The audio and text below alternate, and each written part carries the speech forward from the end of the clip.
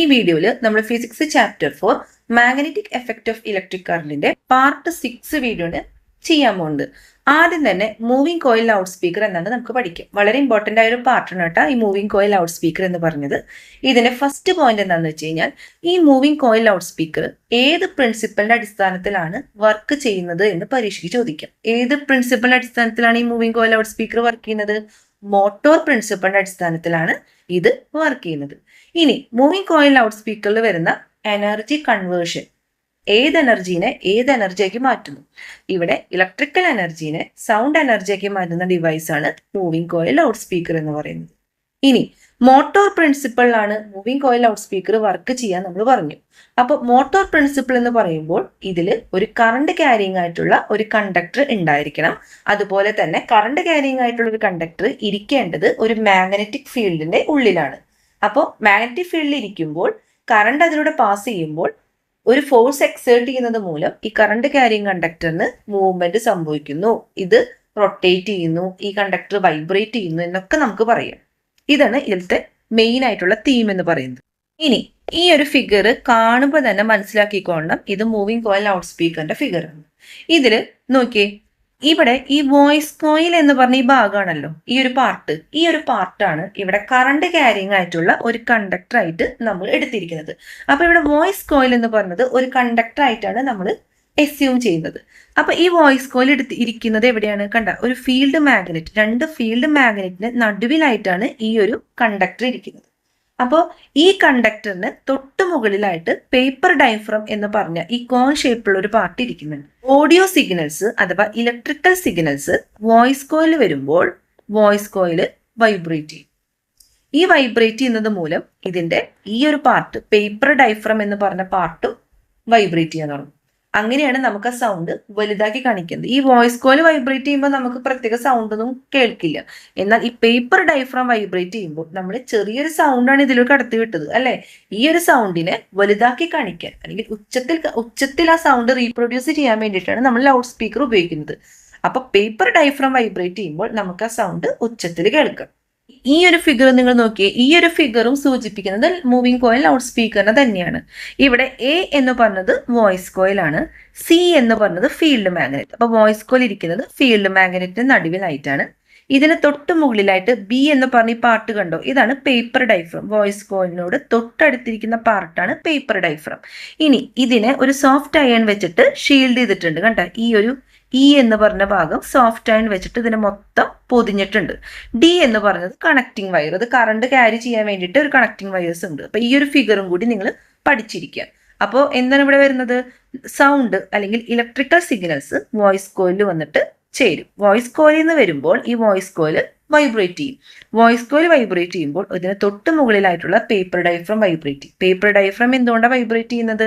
ഈ പേപ്പർ ഡയഫ്രത്തിന് ചുറ്റുമുള്ള air molecules vibrate ചെയ്യുന്നത് മൂലമാണ് പേപ്പർ ഡയഫ്രം വൈബ്രേറ്റ് ചെയ്യുന്നത്. എന്നിട്ട് ആ സൗണ്ട്, നമ്മൾ കൊടുത്ത സൗണ്ട് റീപ്രൊഡ്യൂസ് ചെയ്യണം വലിയ രീതിയിൽ. ഇതാണ് ഇതിന്റെ mechanism.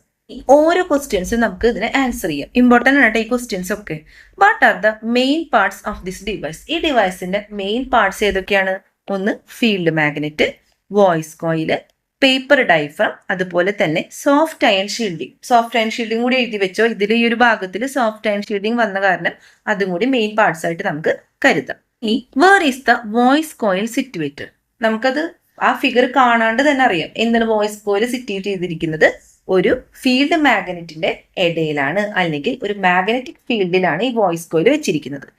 From where do the audio signal അഥവാ electrical signal reach the voice coil? Voice കോയിലിൽ എത്തിച്ചേരുന്ന ഈ ഒരു ഓഡിയോ സിഗ്നൽ ഉണ്ടല്ലോ, നമ്മൾ പറഞ്ഞു ഒരു സൗണ്ട് അല്ലെങ്കിൽ ഓഡിയോ സിഗ്നൽ ഇതിൽ വന്ന് കൂടിച്ചേരുമെന്ന് നമ്മൾ പറഞ്ഞു. അത് വരുന്നത് ആംപ്ലിഫയറിൽ നിന്നാണ്. അതായത് മെയിൻ ആയിട്ട് നമ്മൾ പറയുന്നത്, ഒരു മൈക്രോഫോണിൽ കൂടെ നമ്മൾ സംസാരിക്കുമ്പോൾ സൗണ്ട് അവിടെ ഉണ്ടാവണം. ഈ സൗണ്ട് ആംപ്ലിഫയറിലേക്കാണ് ആദ്യം കടത്തിവിടുന്നത്. എന്തിനു വേണ്ടിയിട്ടാണ് ഇത് ആംപ്ലിഫയറിലേക്ക് കടത്തിവിടുന്നത്? നമ്മൾ ഉണ്ടാക്കിയ സൗണ്ട് ആംപ്ലിഫൈ ചെയ്യാൻ വേണ്ടിയിട്ട്, അതായത് ഒന്ന് വലുതാക്കി കാണിക്കാൻ, അതിന്റെ ഗാംഭീര്യത കൂട്ടാൻ വേണ്ടിയിട്ടാണ് നമ്മൾ ഇതിനെ ആംപ്ലിഫയറിലേക്ക് കടത്തിവിടുന്നത്. അങ്ങനെ ആംപ്ലിഫയറിൽ നിന്ന് വരുന്ന സൗണ്ടാണ് വോയിസ് കോയിൽ എത്തുന്നത്. ഇപ്പൊ ഇമ്പോർട്ടന്റ് ആണ് കേട്ടോ, വോയിസ് കോയിൽ എത്തുന്ന സൗണ്ട് എവിടെ നിന്നാണ് വരുന്നതെന്ന് ചോദിച്ചു കഴിഞ്ഞാൽ അത് വരുന്നത് ആംപ്ലിഫയറിൽ നിന്നാണ്. ഇനി to which part is the diaphragm connect. Diaphragm connect ചെയ്തിരിക്കുന്ന പാർട്ട് ഏതാണ്? അറിയാലോ, വോയിസ് കോയിലിനോട് അടുത്ത് കിടക്കുന്ന പാർട്ടാണ് ഡയഫ്രം. അപ്പോൾ ഡയഫ്രം കണക്ട് ചെയ്തിരിക്കുന്നത് വോയിസ് കോയിലാണ്. ഇനി what happens when audio signal pass through the voice coil. ഈ ഓഡിയോ സിഗ്നൽസ് അഥവാ ഇലക്ട്രിക്കൽ സിഗ്നൽസ് വോയിസ് കോയിൽ എത്തുമ്പോൾ എന്ത് സംഭവിക്കും? വോയിസ് കോയിൽ വൈബ്രേറ്റ് ചെയ്യും. What happens to the diaphragm. Voice coil vibrate ചെയ്യുമ്പോൾ ഡയഫ്രം വൈബ്രേറ്റ് ചെയ്യും. എന്തുകൊണ്ടാണ്? ഡയഫ്രത്തിന് ചുറ്റുമുള്ള എയർ മോളിക്യൂൾസ് വൈബ്രേറ്റ് ചെയ്യുന്നത് മൂലം വോയിസ് കോയിൽ വൈബ്രേറ്റ് ചെയ്യുമ്പോൾ ഡയഫ്രം ഓൾസോ വൈബ്രേറ്റ്. ഡയഫ്രം കൂടി അവിടെ വൈബ്രേറ്റ് ചെയ്യും. What is the energy conversion. Important ആണ് കേട്ടോ. നമ്മൾ നേരത്തെ പറഞ്ഞ പോലെ ഇലക്ട്രിക്കൽ എനർജീനെയാണ് ഇവിടെ സൗണ്ട് എനർജി ആക്കി മാറ്റുന്നത്. ഇപ്പൊ നമ്മൾ പറഞ്ഞ കാര്യങ്ങൾ തന്നെയാണ് ഈ ഒരു പാരഗ്രാഫിൽ കൊടുത്തിരിക്കുന്നത്. നോക്കി, electrical signals or audio signals received from A microphone. നമ്മൾ മൈക്രോഫോൺ വെച്ചിട്ടാണല്ലോ ഈ ഒരു നമ്മളെ സൗണ്ട് പ്രൊഡ്യൂസ് ചെയ്യുന്നത്. അപ്പൊ ആ മൈക്രോഫോണിൽ നിന്ന് വരുന്ന ആ ഒരു ഓഡിയോ സിഗ്നൽസ് ആംപ്ലിഫയറിലേക്ക് കടത്തിവിടും. കണ്ട, ആംപ്ലിഫൈ ചെയ്യും. ഞാൻ നേരത്തെ പറഞ്ഞ പോയിന്റ് ആണ്. ഈ ഒരു മൈക്രോഫോണിൽ നിന്ന് വരുന്ന സൗണ്ട് ആംപ്ലിഫയറിലൂടെ കടത്തിവിട്ട് ആംപ്ലിഫൈ ചെയ്തെടുക്കും. ഇവിടെ ആംപ്ലിഫൈ ചെയ്യാന്ന് പറഞ്ഞാൽ എന്താ അർത്ഥം? നമ്മളൊരു ഉപകരണം വെച്ചിട്ടാണ് സൗണ്ട് പ്രൊഡ്യൂസ് ചെയ്യുന്നത്. എന്താണ്? മൈക്രോഫോൺ വെച്ചിട്ട്. അപ്പൊ ആ മൈക്രോഫോണിൽ നിന്ന് വരുന്നുള്ള ശബ്ദത്തെ വർദ്ധിപ്പിക്കാൻ വേണ്ടിയിട്ടാണ് നമ്മൾ ഈ ആംപ്ലിഫയറിലോട്ട് ആ ഒരു ശബ്ദത്തെ കടത്തിവിടുന്നത്. അങ്ങനെ ആംപ്ലിഫൈ ചെയ്തു വരുന്ന ശബ്ദമാണ് വോയിസ് കോയിലിൽ എത്തുന്നത്. ഈ ഓഡിയോ സിഗ്നൽസ്, അതായത് ആംപ്ലിഫയറിൽ നിന്ന് വരുന്ന ഓഡിയോ സിഗ്നൽസ് വോയിസ് കോയിലെത്തും. വോയിസ് കോയിൽ എവിടെ ഇരിക്കുന്നത്? മാഗ്നറ്റിക് ഫീൽഡിന്റെ ഉള്ളിലിരിക്കുന്ന വോയിസ് കോയില് ഈ ആംപ്ലിഫൈ ചെയ്ത് വരുന്ന ഈ സൗണ്ട് എത്തുമ്പോൾ വോയിസ് കോയിലിൽ ഒരു ഫോഴ്സ് എക്സ്പീരിയൻസ് ചെയ്യും. കറണ്ട് ക്യാരിങ് കണ്ടക്ടർ ആണല്ലോ ഇവിടെ വോയിസ് കോയിൽ എന്ന് പറയുന്നത്. അപ്പോൾ കറണ്ട് ക്യാരി ചെയ്യുന്നത് മൂലം അതൊരു മാഗ്നറ്റിക് ഫീൽഡിൽ ഇരിക്കുന്നത് കൊണ്ട് ഇതിന് ഒരു ഫോഴ്സ് എക്സേർട്ട് ചെയ്യും. ഈ ഫോഴ്സ് മുഖാന്തരം എന്തുണ്ടാവും? വോയിസ് കോയിൽ വൈബ്രേറ്റ് ചെയ്യുമ്പോൾ ഇതിനോട് അടുത്ത് കിടക്കുന്ന ഡയഫ്രം, പേപ്പർ ഡയഫ്രം എന്ന് പറഞ്ഞ ഈ പാർട്ടും കൂടി വൈബ്രേറ്റ് ചെയ്യും. അങ്ങനെ ആ സൗണ്ട് റീപ്രൊഡ്യൂസ് ചെയ്യും. വളരെ ഇമ്പോർട്ടൻ്റ് ആണ് കേട്ടോ. ഇതിൽ ഒരു കാര്യം കൂടി പഠിക്കണം. നമ്മൾ പറഞ്ഞു മൂവിംഗ് കോയിൽ ലൗഡ് സ്പീക്കറിൽ നിന്ന് ഇലക്ട്രിക്കൽ എനർജിനെ സൗണ്ട് എനർജി ആക്കി മാറ്റുകയാണെങ്കിൽ മൈക്രോഫോണിൽ നടക്കുന്ന എനർജി കൺവേർഷൻ എന്താണ്? സൗണ്ട് എനർജിനെയാണ് ഇലക്ട്രിക്കൽ എനർജി ആക്കി മാറ്റുന്നത്. ഞാൻ ഈ പറഞ്ഞ ഓരോ പോയിന്റും നന്നായിട്ട് പഠിക്കും. നിങ്ങൾക്ക് ഈ വീഡിയോ ഇഷ്ടപ്പെട്ടാൽ ലൈക്ക് ചെയ്യാനും സബ്സ്ക്രൈബ് ചെയ്യാനും മറക്കരുത്. മാക്സിമം നിങ്ങളുടെ ഫ്രണ്ട്സിലേക്കൊക്കെ ഈ വീഡിയോ ഷെയർ ചെയ്യണേ.